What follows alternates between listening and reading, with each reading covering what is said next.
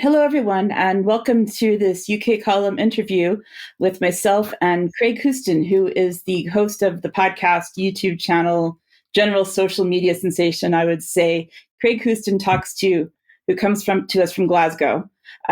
His Twitter profile introduces himself as a far-right conspiracy theorist. I first met Craig in person at the Bring the Noise podcast event where they were raising money for the vaccine injured up here in Scotland several weeks ago. And I was really excited to see him in person. I had no idea he would be there, but we watch him all the time on YouTube, and he has to us the famous 10-minute moans, which we like to watch all the time.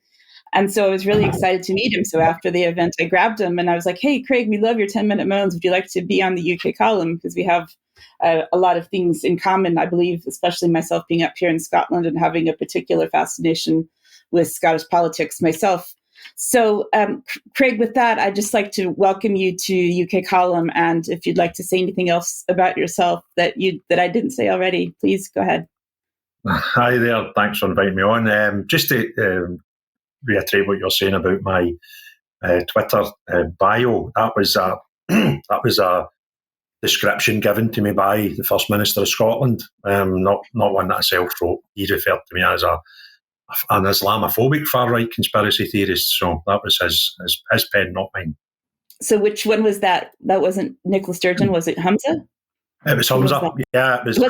I had done a Freedom of Information request, which was about the funds that went to the UNRWA, which he overrode a Scottish minister's decision to give £200,000 to UNICEF, and he overrode that decision and gave £250,000 to the UNWRA, and I gave my findings to the Telegraph.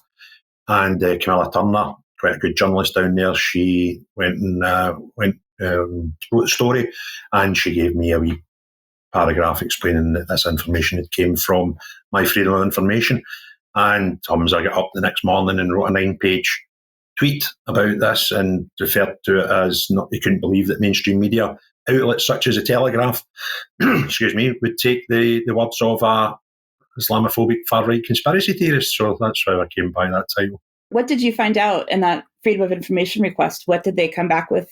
Well, it took 6 months to get the full response, but coming back and forward. I put the initial request in the January and asked for all the emails regarding the decision-making process of how we came to give this second lot of money. There was already a £500,000 donation to UNRWA, and I wanted to know about the second tranche of money because they put out a press release. And on the press release, there was 2 lots of donations given by the Scottish Government on the same day. And the first one, I think it was Syria for some natural disaster. And it told us 3 bits of information. It told us how much the donation was for, where in the Scottish Government funds it was coming from, and where it was going to. But the second paragraph discussed this UNRWA money, but it only gave us 2 bits of information, how much it was and where it was going to. And my sort of spidey senses were set off at that point. And I thought, why are they not telling us what pot of money this has came from? So I wrote to them and asked them to give me all the decision-making process. And second question was to justify what pot of funds they used and why. So I got a first thing that came back was about 60 or 70 pages from memory. And there was some queer things in it, which I then asked them to clarify on. So that whole process took about 6 months. But the initial and the first load of information I got back was quite worrying, quite eye-opening. And that's what Camilla wrote the story on. And then eventually we got, I kept asking questions saying, well, that's not really what I asked for. And eventually the last lot of documents I got was about a week ago. And Camilla's written a follow-up story in the Telegraph, and that was regarding, in one of it, they tell us that the actual process itself was being investigated by the Scottish Government, which was quite good to hear. So she then done a follow-up story about the fact that Humza has been investigated for this donation and how the process and how it went from a ministerial decision to being overturned and this money eventually going to them. So see what happens there. Interesting. I got in trouble myself for that bit of news, because what happened to me was, when I shared it on social media, it was actually just a meme that I had found from someone I know in Glasgow, and it had the word mosque in it, and I got flagged for sharing misinformation because, it wasn't a mosque that it was shared for. Does that really matter as much of the fact that wherever this money went to, it did go to where it should be going to, in my opinion. And it was really a very telling thing for me, I think, in terms of what they're sensitive to and what they're not sensitive to, which, of course, for me, as someone who is frequently flagged for sharing misinformation, it usually seems to mean that it's just not information that they want us to see or want the public to know about. Has that happened to you as well with any of this, or has it just been, the First Minister correcting you, or is it anyone else? I've not been flagged. I've not been flagged at all, but a lot of people just want to call me a liar, and that's great. And I just remind them that the information I put out was all stuff that Scottish Government gave me. So if there's any inaccuracies in it or any lies in it, then it came from Scottish Government. And the biggest thing for me in the whole story was the Scottish Conservative Party tried to suggest that there was a conflict of interest, because at that time his parents-in-law were stuck in Gaza, and they came out 24 hours after this second lot of money came. And then they attacked it on that, and I thought, you're going down the wrong road here, because to prove a conflict of interest is probably open for debate, although common sense and logic might suggest there was one. It's a difficult thing to prove. But I felt the biggest, easiest thing for the follow-up would have been the fact that Humza asked the Scottish ministers to help Gaza because the children in Gaza were not able to get water. That was why he asked for a second lot of money. So they took advice from our Department of External Affairs, and the ministers decided that UNICEF at that time were having a fundraiser for a wash campaign, which was to provide clean water for the area. So they felt that was a good fit because the First Minister had asked for money for a specific reason. And they suggested between £100,000 and £200,000. And then there was one email, which was the sort of silver bullet in the whole story, where Humza had sent an email to his personal office, his private office, saying, I'm meeting UNRWA next week. We're just going to give them £250,000. And totally overturned the full thing.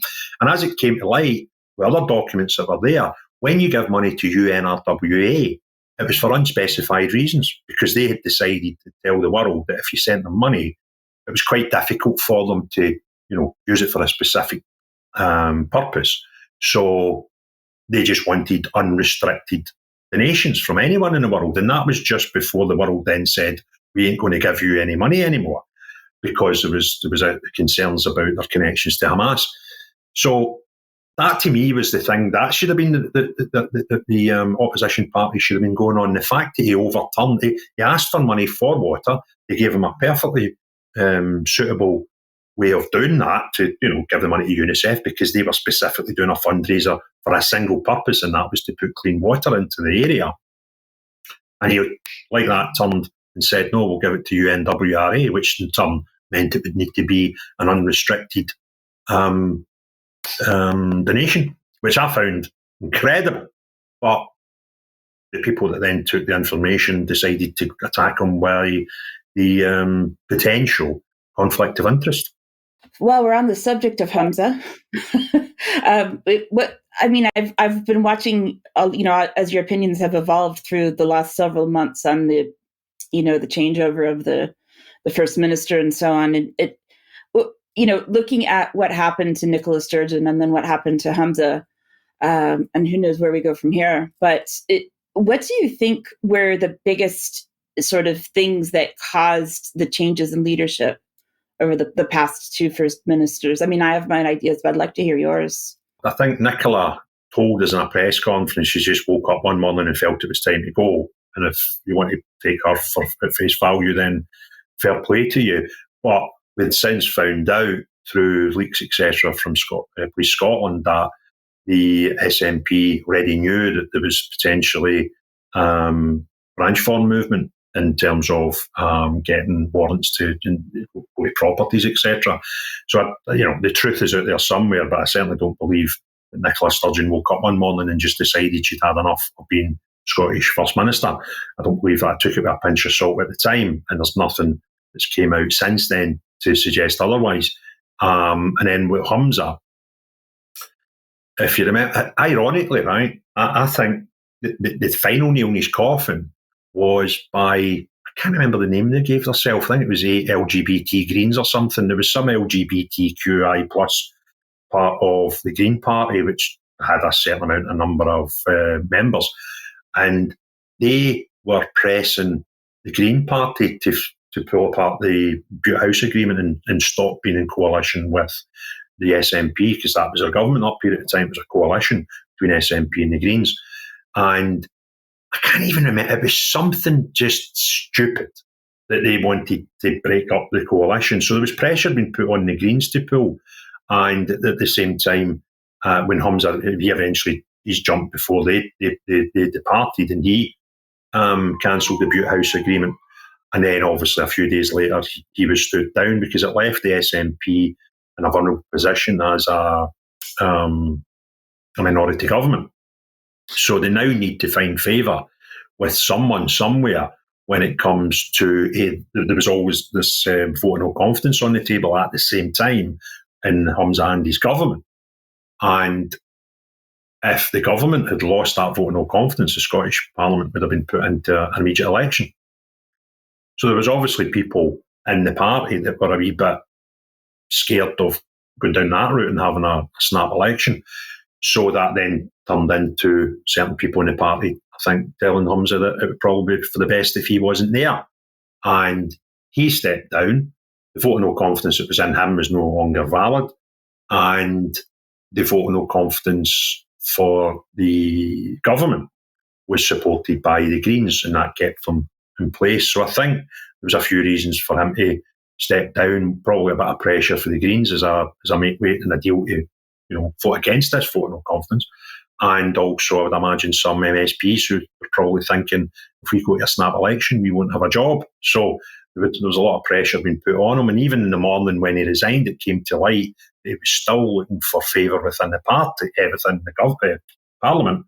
And he had tried to phone Ash Regan, I think 7 a.m. that morning, because she had the one vote as an Alba MSP that could have saved his party from a vote of no confidence. I think if I remember correctly, what you said was something to do with a disagreement over net zero.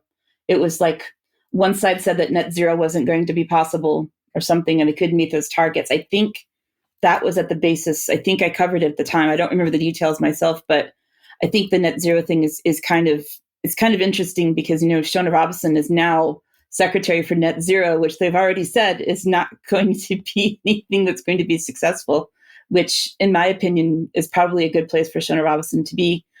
What's your thoughts on her, and why do you think that she didn't become First Minister? I think, crazy thing to say, but I think she's one of the most incompetent out of a bunch of incompetent people, so she was probably best kept as far away from that post as possible. But there was something else at the time. There was, because they had to come and say that their net zero target for 2030, I think it was unachievable. So this was all going on at the same time, but there was a gender thing going on as well at the same time, which drove this Greens LGBT group they were looking at pulling an extraordinary general meeting of the Green Party, which I think they needed 50 signatories, and they had that, to then put an EGM and the members to vote on pulling the Bute House Agreement. So there's all this noise was all happening at the same time. You had, as you rightly said, you had the net zero thing, but you also had some, and I wish I could remember, if I knew you were going to ask about it, I would have looked it up beforehand, but there was some gender issue as well going on at the same time, and it all created a perfect storm and resulted in Humza standing down, which I was a bit disappointed with. I was looking forward to him being in the driving seat when we got to the Holyrood elections in 2026. But SNP, being the SNP, replaced him with someone who seems as easy a target to dethrone come 2026, because John Swinney is just not a leader. No, it seems like as well, he's backpedaled on some things that he's said previously, and now that he's responsible, he's backpedaling That's been my impression so far. Well, yeah, and there was quite a disturbing. Some facts came out from Module 1 findings for the UK COVID inquiry just recently, where there was certain things that he was responsible for. Module 1 is looking at the timescale up until the pandemic hit around about March 2020. It's about preparation and how systems were set up. And it came to light that John Swinney, in his role as Deputy First Minister back then, he was the guy that was tasked with having Scotland prepared for a pandemic of any type. And it's documented in the findings that there was meetings that didn't get held, and there was responsibilities passed on to other people that were never followed up, and basically done nothing to prepare Scotland for a pandemic, despite it being one of his most important roles as First Minister. Have you been following the Scottish COVID inquiry very closely? I'm just wondering, because I've seen some of the things that have come out of it. In my opinion, it hasn't gone far enough to understand the real impact of Scotland's citizens. Have you been following that at all? I followed it at some points, and when I heard that Scotland was having its own COVID inquiry, I thought that just sounds as if it's got sham written all over it, because it'll obviously be the SNP government that will set it up.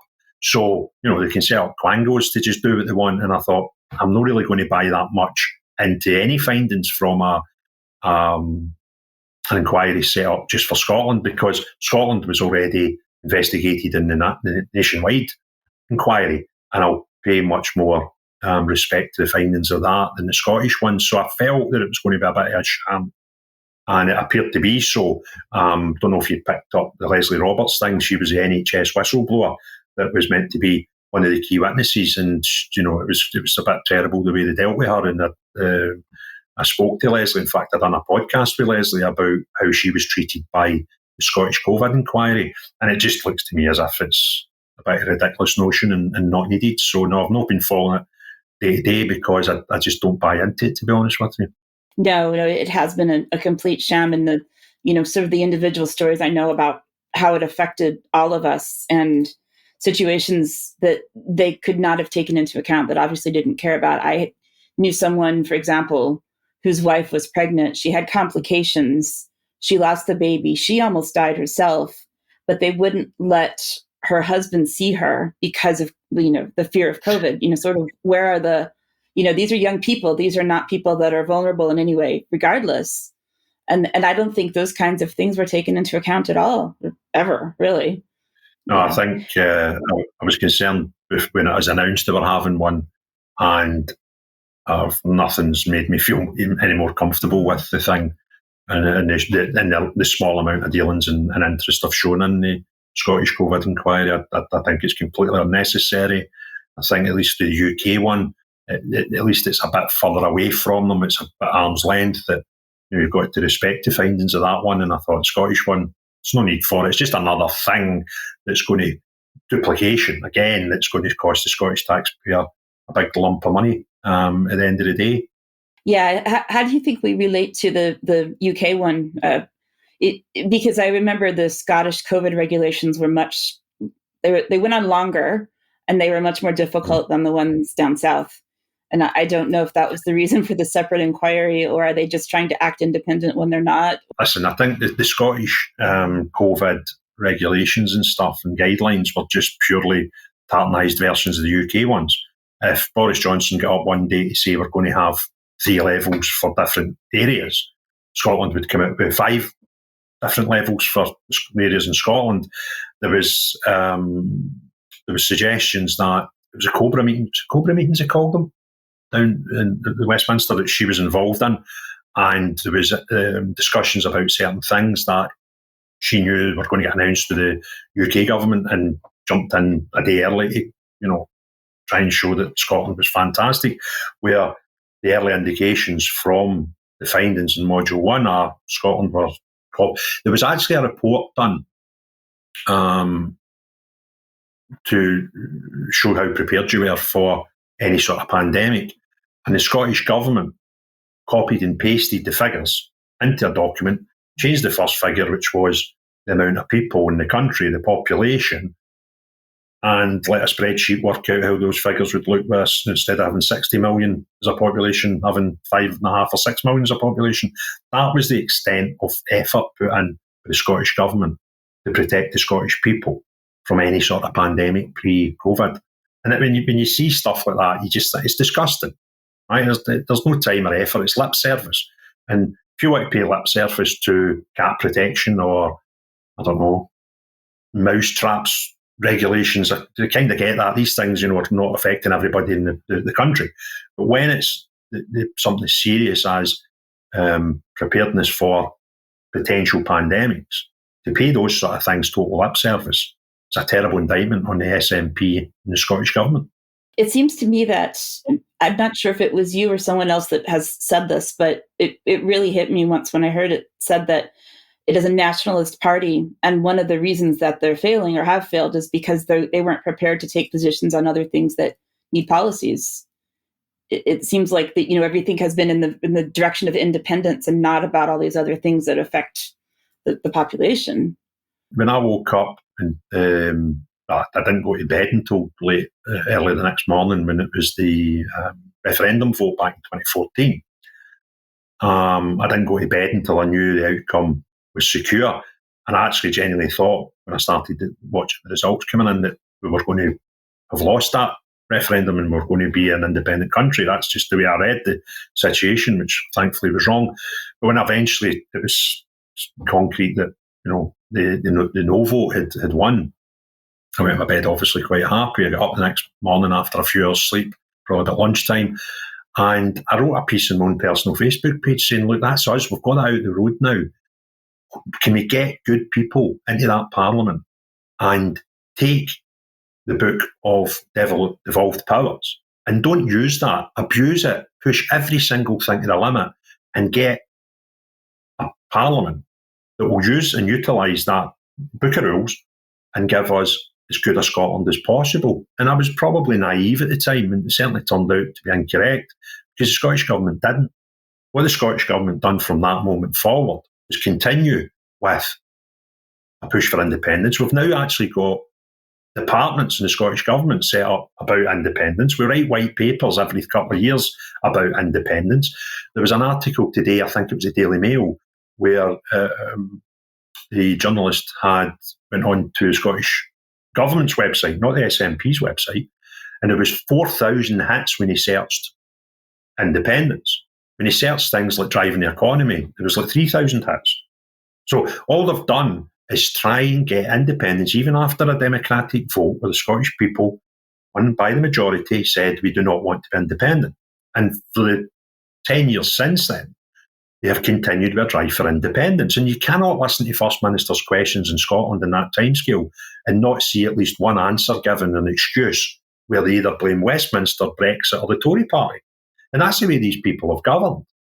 And when you see stats like, we now have a lower life expectancy in Scotland than we did pre-SNP having power in Scotland, you would think in the day of medical science that would be near impossible to do, even if that was your ambition, was to lower the life expectancy of any modern country in the world. Yet they managed to do that. We have got the biggest per head death rates for drug abuse in the whole of Scotland, in the whole of Europe. And again, what I was talking about was we'll blame Tories, Westminster or Brexit for that. John Swinney was challenged on that subject when these news stats came out. And his answer was, yeah, this is due to Maggie Thatcher's policies in the 80s.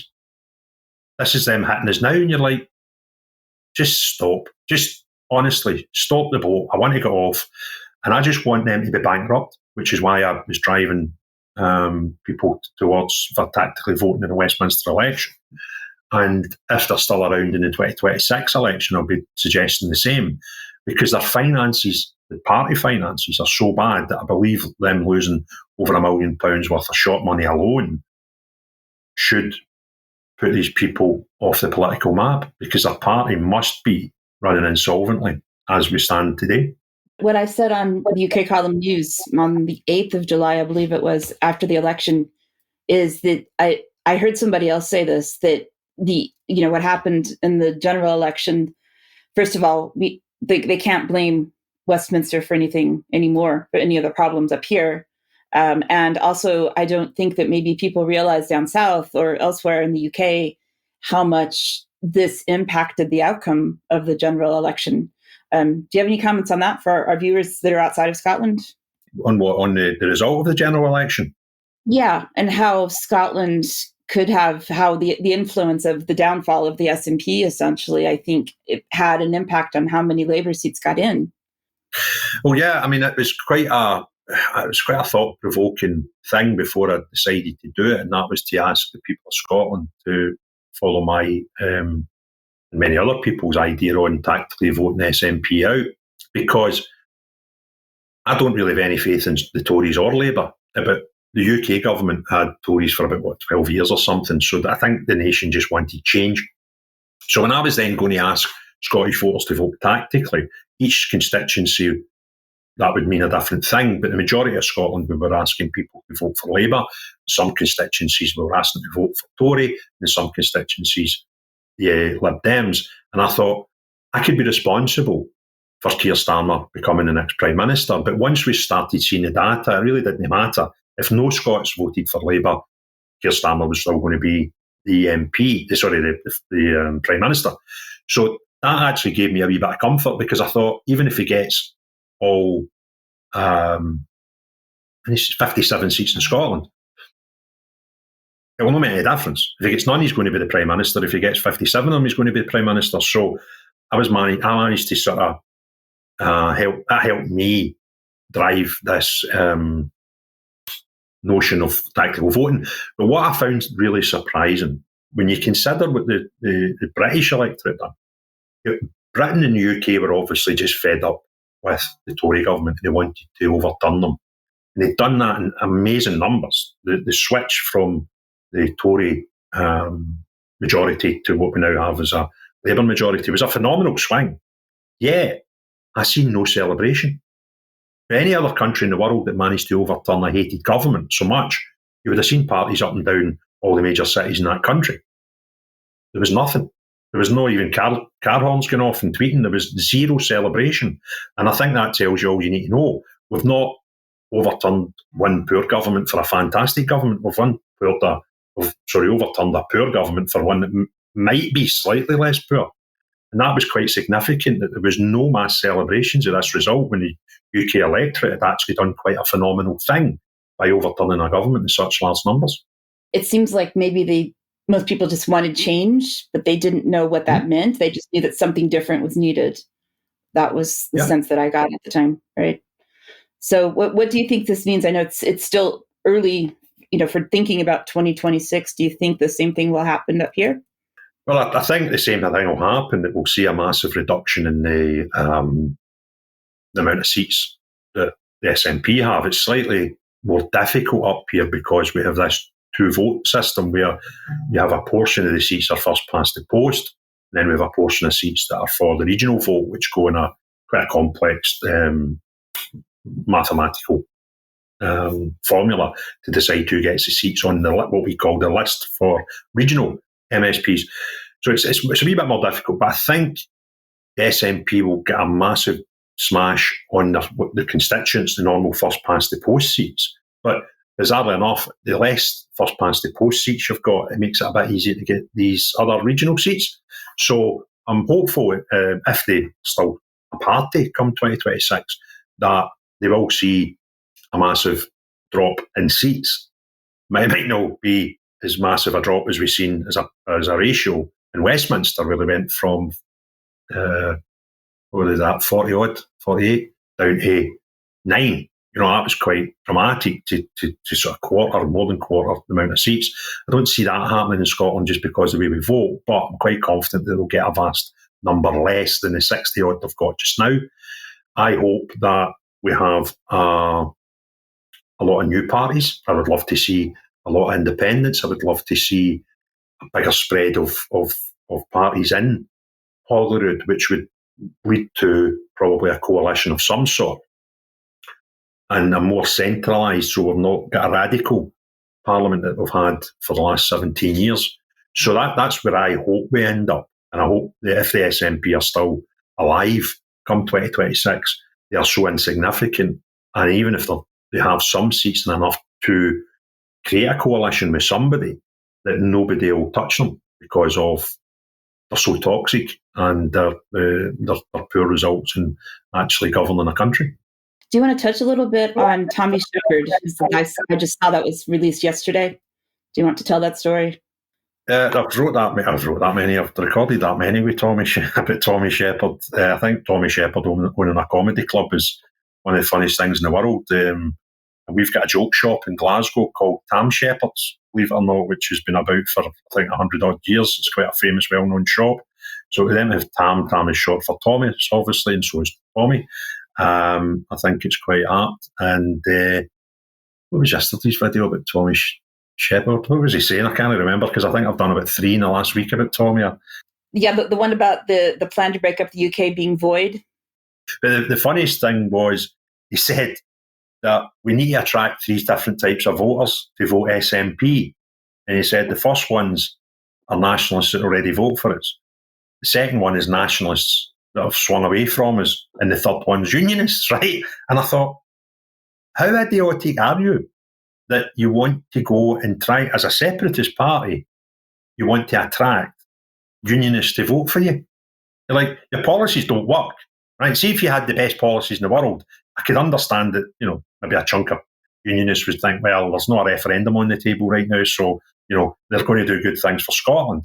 But their history of poor results and their history of having absolutely rotten and idiotic policies, why would anybody vote for them that wasn't a mad separatist? And even, I don't know where the SNP would have you believe, and I don't know how they got to the figure, but it's 50% of Scotland want independence. They've just pulled a figure out here, right?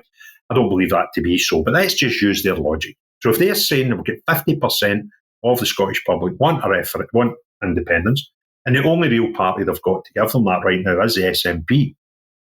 Well, they only got 29.9% of the vote at the last Westminster election a couple of weeks ago. So there's either the number that want independence is either 29.9, or there's a big chunk of people that want independence that even they've gave up hope on this party. Either way, whatever one of those two statements is true, it's a terrible position to be in for the people who are there to deliver independence for Scotland. It suggests they're a busted flush. So I think something that's really important for those of us who think about, everyday issues in Scotland, so maybe people that don't pay attention to the kind of these bigger issues, but things that affect us locally. And I know that's something that we have in common. I'm in Edinburgh, you're in Glasgow. I used to be in Glasgow. Is, for example, the pothole problem, right? And you had something on recently about the pride flag that was painted. Was it 70,000? Was it 70,000 pounds that they painted in Merchant City, right? And they spent 70,000 pounds on painting a flag on the pavement when you can't even drive around in our cities anymore because of the potholes, because it destroys everybody's tires and so on. Do you put the blame on things like that onto the Scottish Parliament, onto Holyrood, or onto the city councils? It doesn't matter where the ultimate blame lies for the amount of potholes in Glasgow. The country's Scotland is managed by the SNP, and so is Glasgow City Council. So it's a Glasgow City Chambers is an SNP stronghold. So it doesn't matter where the liability lands. It lands at the door of the SNP regardless. But Glasgow, I genuinely don't know what is going on with Glasgow City Council. It just seems ridiculous, the things that they feel are important and the things that they're totally unimportant to them. But yeah, the suggestion was that the pride flag that was painted, I think it was about 130 metres long, was cost £70,000, and that beggars belief for how you would manage to spend £70,000 on a few pots of paint, and how you were able to justify it when anybody going to the Pride March would probably ruin the car alloys if they drove more than 3 miles to get there, because the potholes in Glasgow are they're bad all over the place. But I would maybe it's just because I spend more time driving about Glasgow, but I would prepare to put good money on it. They are the worst in Scotland. Might be because they're used more. They've got all these factors to take in, but absolutely ridiculous. But there's no potholes in the bike lanes that nobody uses. You've had the LEZ longer, or the low emission zone, LEZ, LEZ. We've just had that come into effect in Edinburgh here in June. I've heard that they've put that into effect in Dundee, which I can't really see traffic being that significant in Dundee. And it's just amazing to me. It seems like their goal is to get people to just stop moving around, to stop driving, to stop using cars at least, if not something worse, just to get people to stay at home. And, I might get a little conspiratorial here, but I don't know if you watch some of the other channels down south that talk about, these kinds of issues. Jeff Buys Cars is another one of my favorite YouTube channels. He talks about the 20 mile an hour speed limits. I'm just wondering if there is a reason why they're prioritizing things like pride flags and not prioritizing things like making the roads fit for purpose anymore.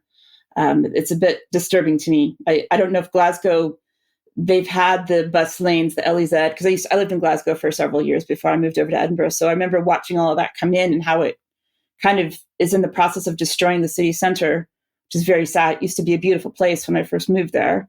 And now everything's closing. The shops are closing. They're replacing it with student housing. They're closing St. Enoch. They're closing Buchanan Galleries, all of those places that people used to come into. So, what is the ultimate goal here? I don't know if you have any thoughts on that.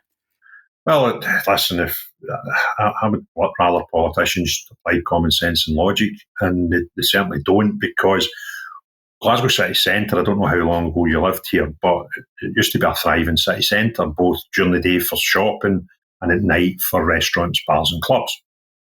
But now, you just don't go in.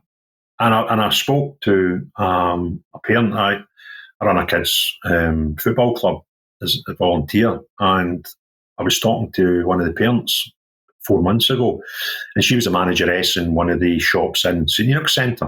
And she was like, at night time, it's a no-go area for normal people because it's just hoodies and kids causing chaos.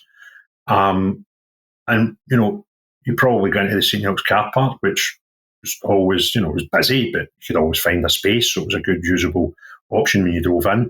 Probably there, it's probably a ghost town now at night. So you come up with all these harebrained schemes that you think, that will be nice and cuddly and green friendly. But the knock-on effect to all these other businesses is just crazy. And then when every empty shop is a loss of income to the council through rates. And you expect people to use a transport network that's rubbish.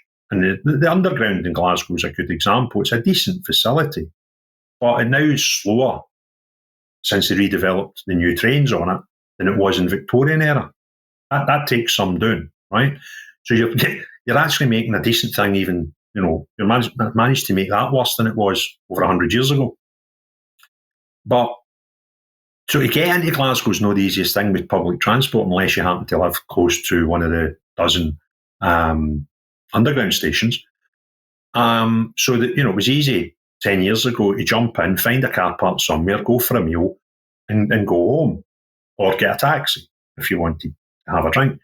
Even that's more difficult now because there's taxis in Glasgow who were unable, not because they didn't want to, because it wasn't possible for them to get their taxis LEZ compliant.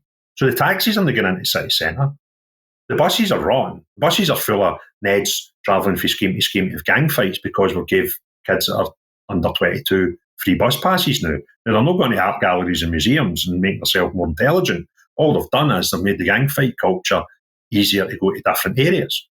So you wouldn't want to use a bus in Glasgow when it was dark. The taxis are getting less, they're able to go into the city centre, and businesses are getting hurt. So it just seems absolutely chaotic, and there's no common sense and logic. And I don't think anybody has been able to justify what benefits, if any, to pollution in Glasgow city centre since the LEZ came out. Now, I'm probably willing to put good money on there'll be no difference, or it'll be such a minuscule difference that it wasn't worth it.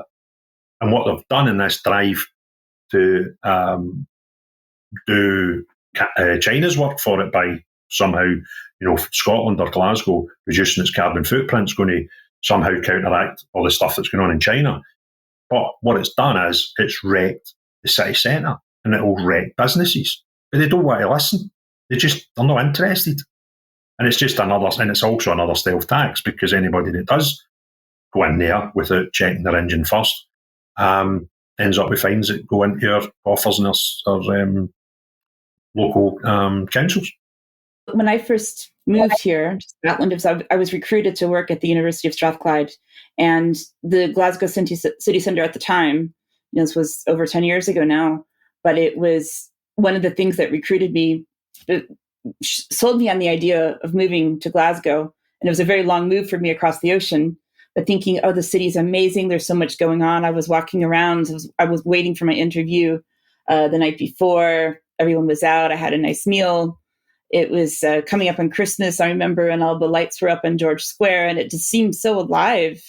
And it just really broke my heart to see where it ended up. And we ended up leaving in 2022, and that's when we moved to Edinburgh, which isn't much better in some counts in some places. But it really is a very sad story. And from what I've seen, that's happening in cities around the UK. It's unfortunately not just in Glasgow, but cities down south as well that are experiencing a similar situation. It's because of these policies where they're saying you don't come in with your car, and then the trains aren't working well, and you give up because it's too hard to get in because you don't know if you'll get home by the end of it. It's really a very sad situation. I'm actually sitting here trying to think the last time I was in the city centre. Oh, I know, I had my watch was in for a service. And the nearest place is in Buchanan Street. I had to take it to the Amiga shop to drop it off, and then I went back. Something ridiculous, like 10 weeks later, that's how long it took to fix it. So that would have been over a year ago, the last time I was in Glasgow city centre. And that's incredible, whereas previously I'd have been in a number of times per month because it was a decent experience to go in for shopping. Particularly Buchanan Street, and that run up towards Argyll Street, and then from Argyll Street up to Sauchiehall Street. Loads of nice places you could go for lunch. And, going into maybe the Merchant City once or twice a month for a nice meal wasn't, difficult. But I think the time it was, it's once in the last year, or twice in the last year, because I had to go in and drop the watch off and I had to go in and pick it up. So that was twice. And maybe before that. So you're probably talking about 18 months, to be honest with you. And that is incredible. I mean, I literally live.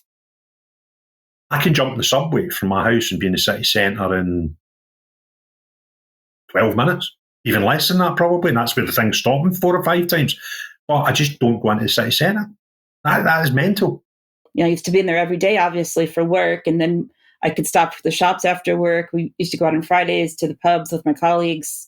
It was so great. And then something happened. Well, I think partially 2020 happened and everything shut down, and it just never really came back after that. I think that's how I experienced it anyway. But prior to that, there was so much to do. It was just a really cool place to be. And I didn't live in the city center. I was glad to get out of it at the end of the day, but I was also glad to go in the morning. And I'm just afraid that that's going to keep happening more and more in the cities. I see it here a bit in Edinburgh, and I've heard as well with other cities down south, where that's, again, the same situation. So I'm not really sure. They keep blaming online shopping for it, and the fact that people prefer to shop on Amazon than they do to come into the city center. And people are kind of missing the point of having a nice day out anyway, I think, unfortunately. I've been to America 3 times in the last 4 years or 5 years. Shop malls there all seem busy.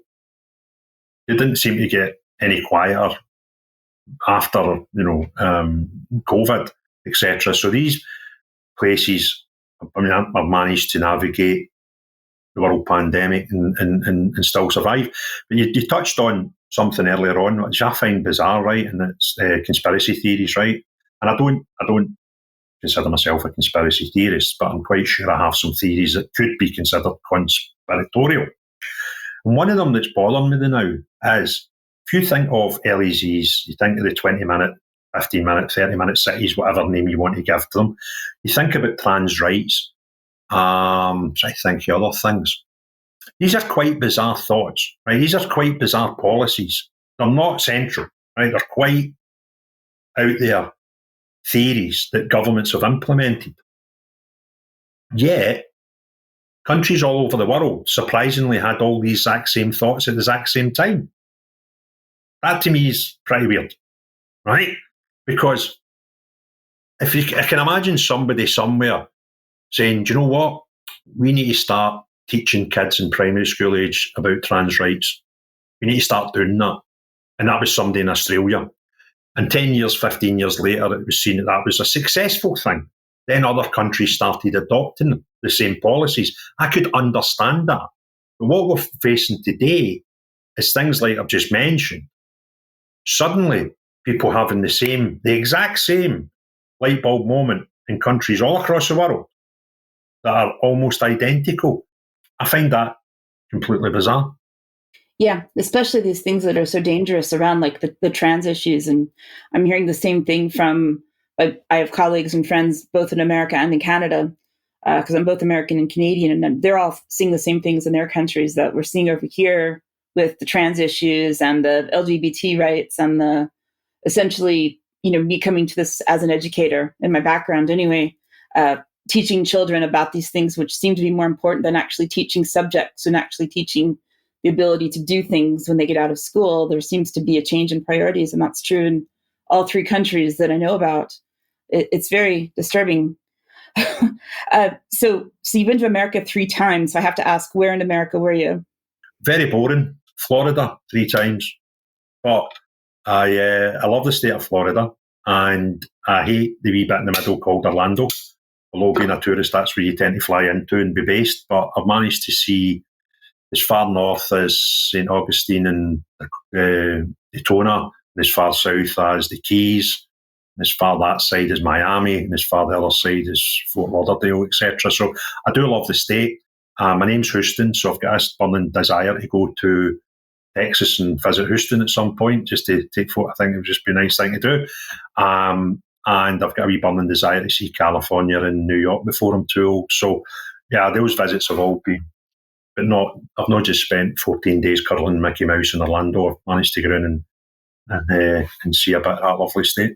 Yeah, that's in my experience when I talk to people who are from here. It's usually either Florida, California, New York, or potentially Vegas. If those are kind of seem to be the main American destinations from over here.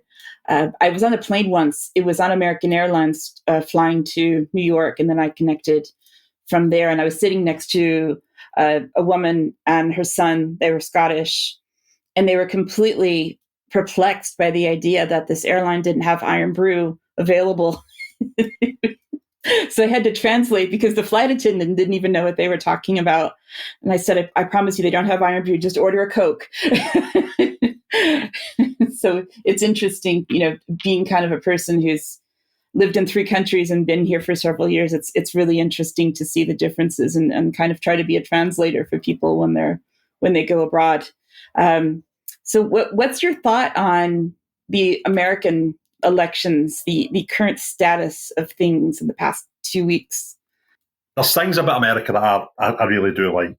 I went for the Speedway race, and I saw how they celebrate their armed forces out there. I think it's tremendous, the respect they show. I was in a cigar shop the same trip, and when I went to the till, there was a big fishbowl full of cigars, and I was buying whatever cigars I was having.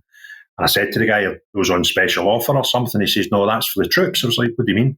He says, once a month, our customers donate cigars and we give them to troops that are serving overseas. That's fantastic. So hold on, got a couple more cigars, stuck them in.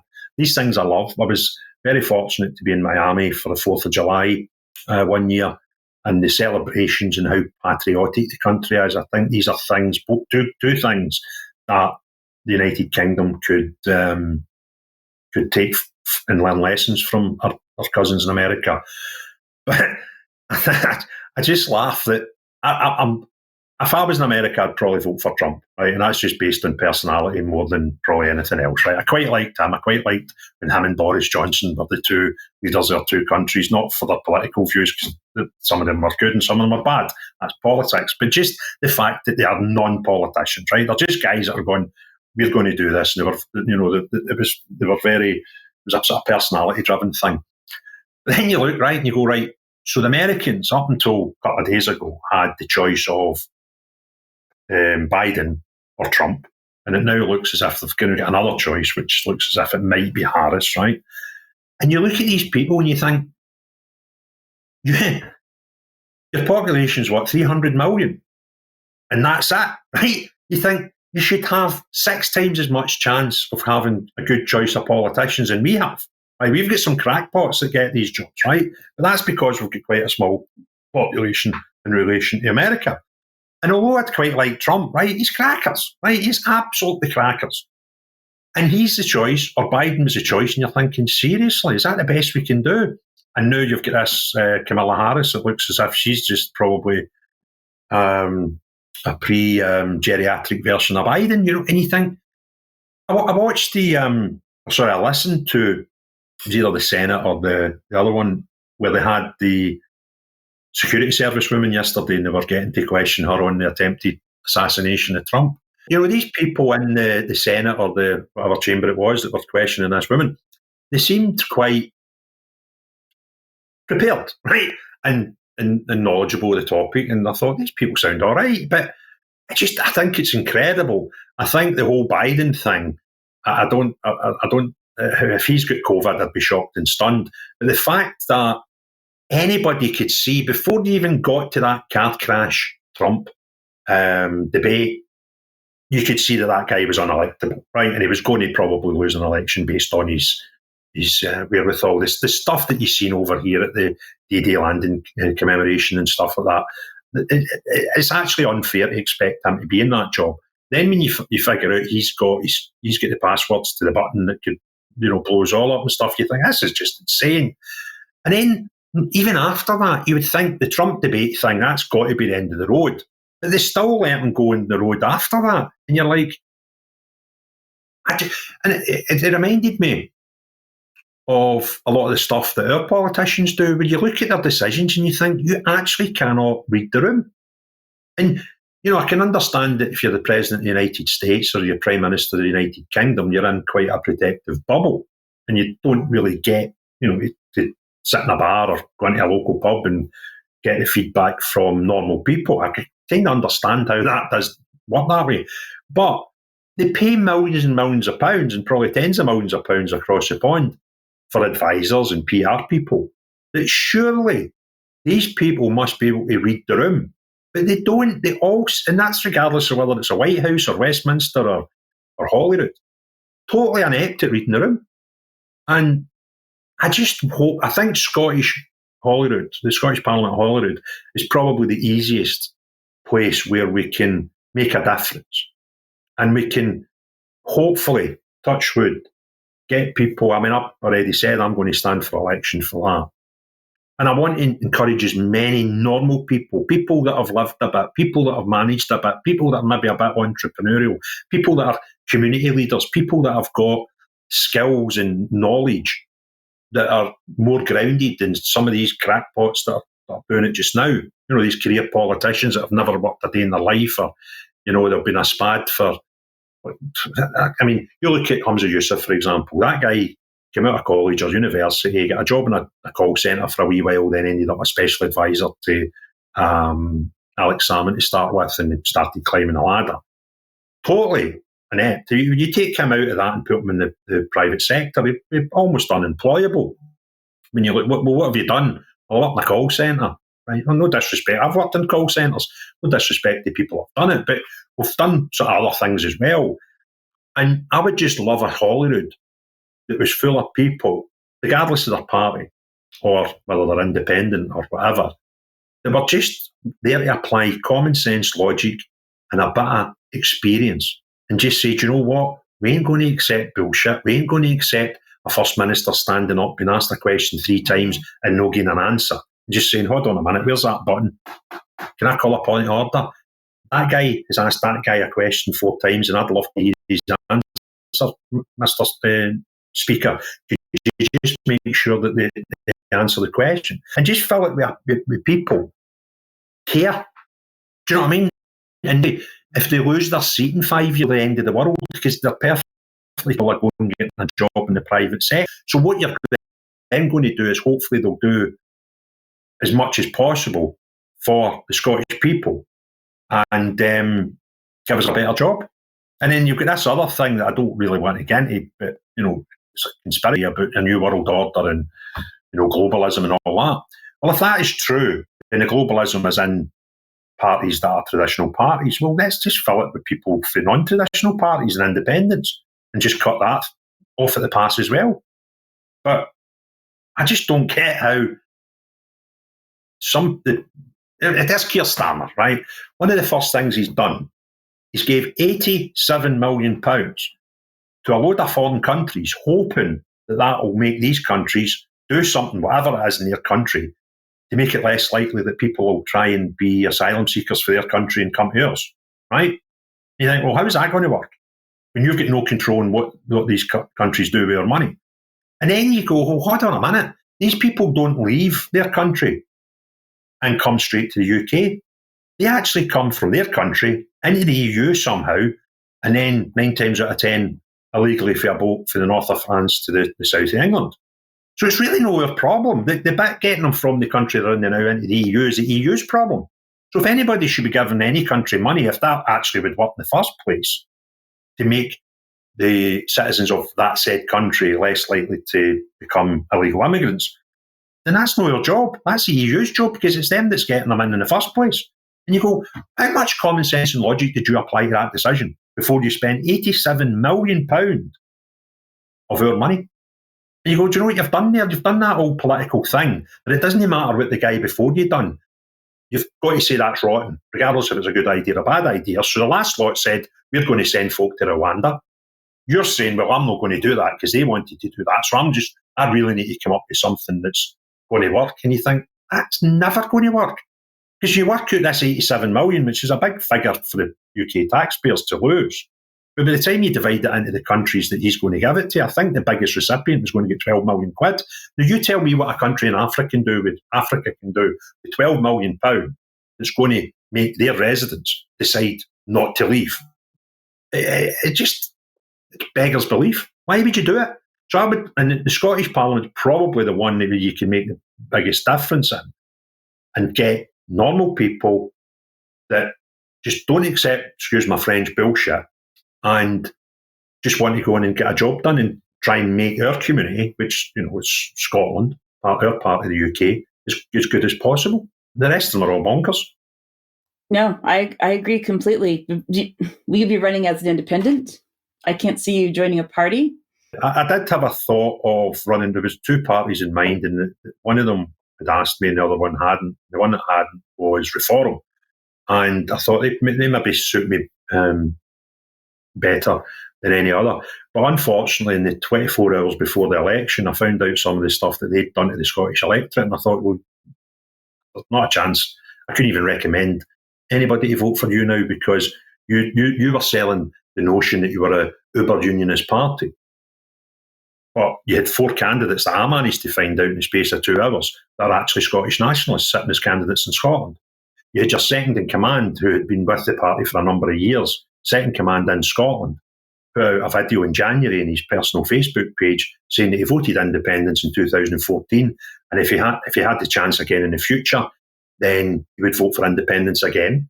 He was also suggesting, as the second in charge of the Scottish branch of Reform, that we should have a referendum, Scottish independence referendum in 2039. I then found out that was actually on the UK Reform's website for a number of a piece of time before one of their members from Aberdeen, I don't know if you remember, somebody in Aberdeen came to me and said, look, I contacted Reform about this. It was on their website. But they were telling the Scottish Unionists and the Unionists all over the UK that they were this uber unionist party. They're far from it. It's just codology. And listen, I kind of like Nigel Farage because he's a personality politician. I don't, in most of his thoughts and most of his policies, I don't disagree with, which is why I was considering going to them and asking them if they would allow me possibly to stand as a candidate. And you just thought, you know what, that was just a whole scam. That was just this whole scam to get Farage and 4 or 5 of his buddies into Parliament. And they don't care about Scotland, for what I've seen. And it might take some amount of arguing to get me to change my mind. But I think the party at its heart is a decent thing. But I don't think they actually give a toss about Scotland. And being a unionist in Scotland over the last 10 years has been a horrific place to be, because every party's pissed up her leg at some point. And no party's actually understood that if you're a unionist in Scotland for the last 10 years, you lived through a referendum where you genuinely thought you were going to lose your place in part of the United Kingdom. You were told you were a traitor. You've been told that you're a bootlicker. You've been told that you serve the butcher's apron, which is the United Kingdom flag, which I hold quite dear. And there has been no party in Scotland that's actually, so far, been an actual home for you. It was a Labour Party that gave us a Holyrood Parliament that doesn't do anything. It was a Tory government that gave us a referendum that split the country in half. There's just nothing up here. There's an actual home. So I thought after the election, I'll spend a bit of time, or maybe because I was asking people to practically vote. And after the election, I'll have a look at these parties and I'll see out the two what one fits my politics best. But Reform just blew that notion right out the door with what I saw in the last 24 hours. As a Scottish Unionist, I take it very personal. The way, and I wish them well in England, I genuinely do, because I think they've got a place in politics. But anybody that wants to tell me that they've got any concerns about Scottish Unionists, no, you don't. You've proven that you don't. And this wasn't people infiltrating their party clandestinely. This is people, and I spoke to one of them. I said, what did they ask you when they were interviewing their candidate? And he told me. They asked me how I voted in the referendum, what my views were on the Scottish Constitution, and I told them I'm a nationalist. I'm like, well, how did you... Now, he's a crackpot for going, right? Because why would anybody that's a nationalist want to join this Uber union? He's only doing it because he saw maybe clinging their coattails and get a £90,000 job in Westminster out of it, right? So he's as much a crackpot as the rest of the parliamentarians, right? But that party allowed that. Well, pretending to the whole of the United Kingdom they were uber union, and reality is totally different. Well, I wish you luck. I really do. I'll be watching you and seeing what happens in the next couple of years. I think it's just the position that I took in the election, and I think I can speak for the UK column in general, that our recommendation was for people to vote for independence if they had the option in their area to vote for independent MPs. We saw how it turned out anyway, but I think, I don't know, maybe over the next 5 years or 2 years up here, maybe we'll see that the people aren't seeing that the change that they want to see, that they wanted to see, has happened, and maybe they will start to look for alternative options. Or that's my hope anyway. I think we're just about out of time here, though. Is there anything else that you wanted to mention to our viewers that we didn't get a chance to talk about before we wrap up? I just like to appeal to Scottish people that are half sensible and care about the nation and get involved. You know, it took Michael Matheson to try and steal £11,000 out of the Scottish purse, and it wasn't even that. It was the fact that he lied about it that ignited a passion in me just in November last year. And I'm not suggesting people can go out and do what I've done and end up with a load of people watching your videos on a regular basis and getting a big platform on social media. I understand that's not for everyone. But anyone who's got a concern for their country, and that or part of the country, Scotland, then get involved. And you don't need to be involved by putting a camera in front of your face and going and standing up and talking at demonstrations and doing podcasts as I guess that I'm doing just now and all these things that I've done in the past. But you can do something. And if you do feel you've got the ability to serve the Scottish people as an MSP in Scotland, then go research, look at some of the smaller parties, newer parties, consider being an independent. And if you can do it, then go and do it. And if anybody doesn't know how to do it, contact me and I'll help you. Right? And whether we end up helping each other or you can find a home and it's a party that you like, well, that'd be great. And I just want as many normal people being available for the Scottish electorate to vote on in 2026 as possible. So we will not get 130 MSPs that are all normal people and, you know, common sense and logic driven, but we can do a damn sight better than we've got just now. And if you're not that type of person, then find an independent person or find a smaller, newer party that ticks the boxes for you. Go and be a member. Go and help them. Be a canvasser. Put leaflets out. Share stuff in social media so that by the time we get to 2026, we've got a far better chance of having at least a third or a half of Parliament be normal people that can make a difference, because they're not there as career politicians. They're not there to rip the country apart, separatism, and they just want what's best for Scotland. And if we can have 5 years of good people, regardless of Rosette or not, in that building, then we can make a difference. And if you can't be that person, then support that person. Find a party or an independent that you agree with and support them. Help them chapters, help them fill town hall meetings, and get a bit of support for them, and challenge these people that have had control of Scottish Parliament and Westminster for far too long and far easier ride. Thanks very much. I really appreciate this. Has been really interesting and enjoyable, as I knew it would be. So thank you again. Once again, this is Craig Houston Talks 2. You can find his podcast. You can find him on Twitter and YouTube and anywhere else you look for podcasts. This is Diane Rasmussen McCaddy with UK Column, and thank you all for joining us today. And thank you very much, Craig, for your time. I appreciate it. Thank you for inviting me. It's been good fun, as I knew it would be. Thank you for the platform. Thank you.